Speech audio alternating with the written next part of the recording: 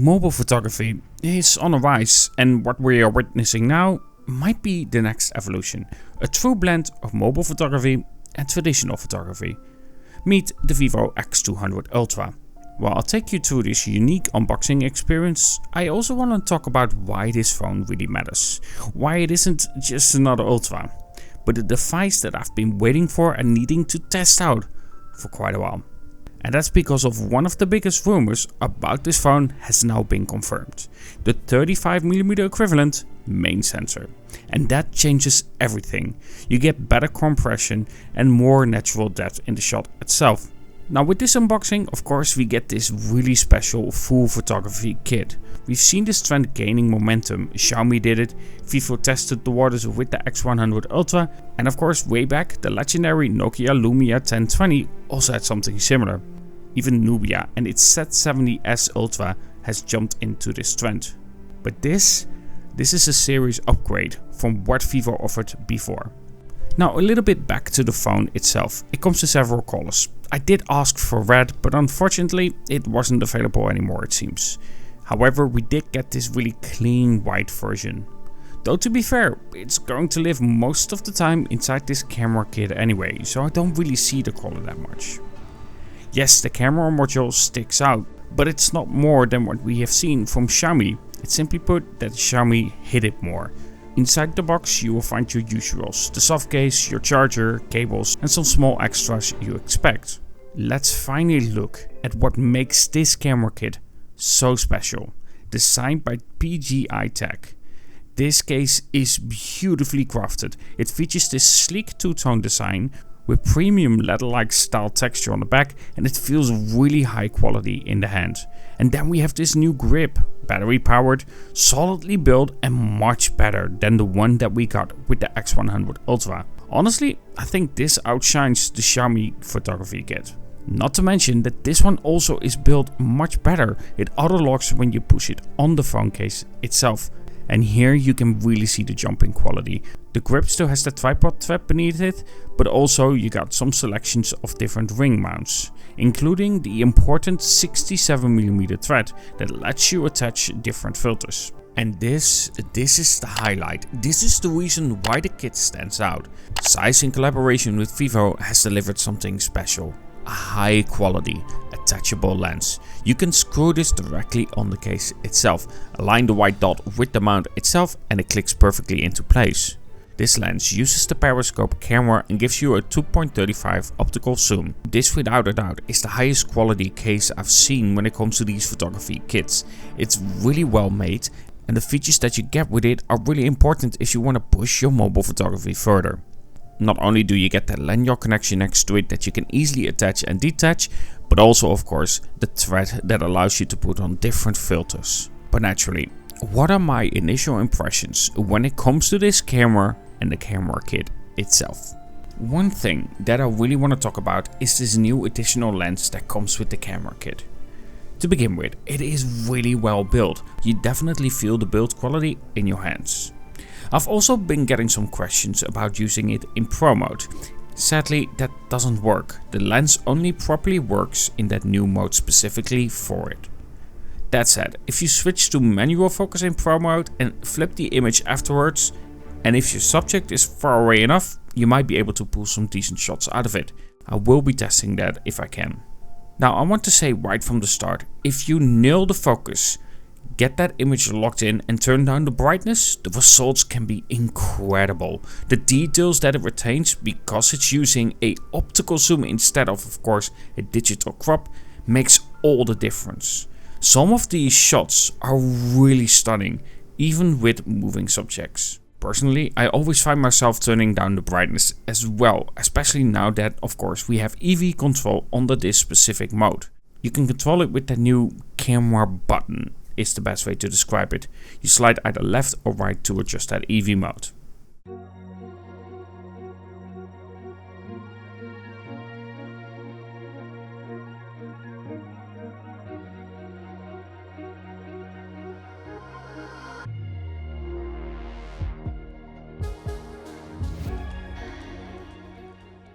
Now the main thing about this lens though, as it stands, is that moving subjects are a bit harder to nail, especially when it comes to that focus. It really performs best when you have a single point of focus, a clear object in the shot. That's where it really shines. Naturally, it also gives you a much better depth of field. Take these leaf shots for example, the background becomes naturally blurry. Far more than you would normally see.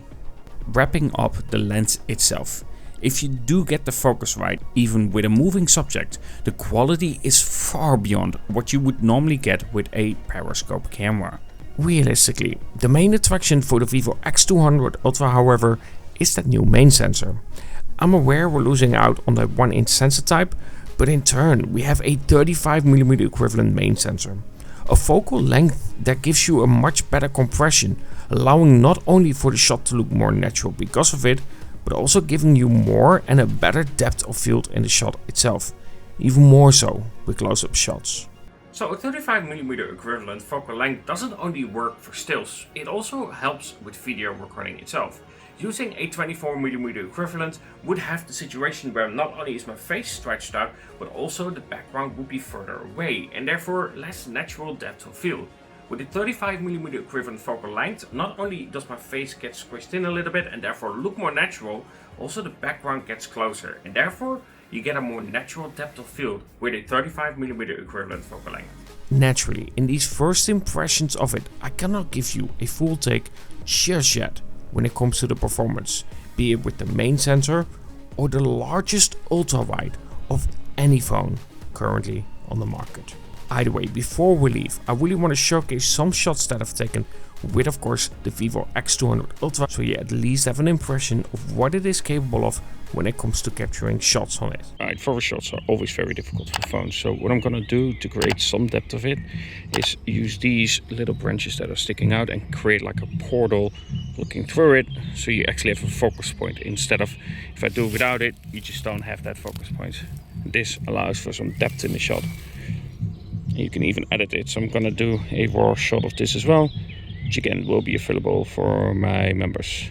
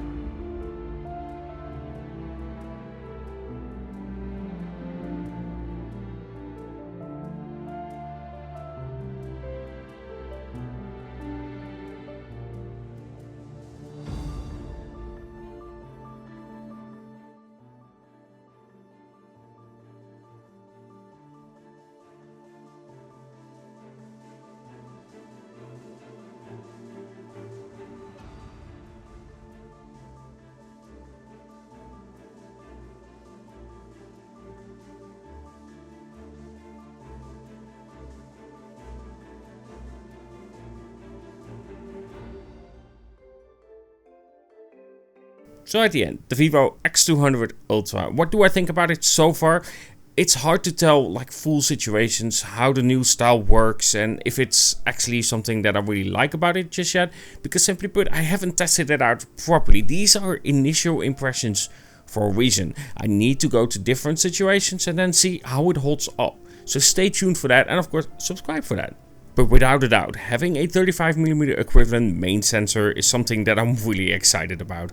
This is something that I want on my phone 30 to 35 is something that I really want to see, because simply put, it's more pleasing to look at shots that have that focal length. Now there are things that I cannot properly state just yet, like battery life. So far I would say it seems perfectly fine. I can easily make it till the end of the day, but I need to use it longer, see if it heats up and so on. So I can't really make statements about that just yet.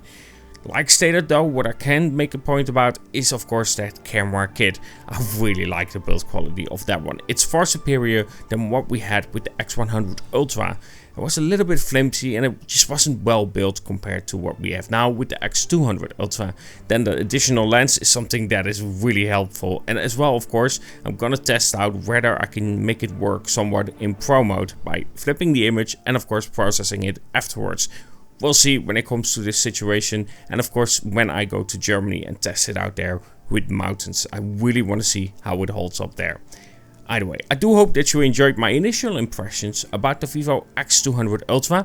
Let me know if you have any specific questions in mind about the device itself. Of course, stay tuned with the comparisons between this and of course the X100 Ultra, the Xiaomi 15 Ultra and the Oppo Find X8 Ultra as well.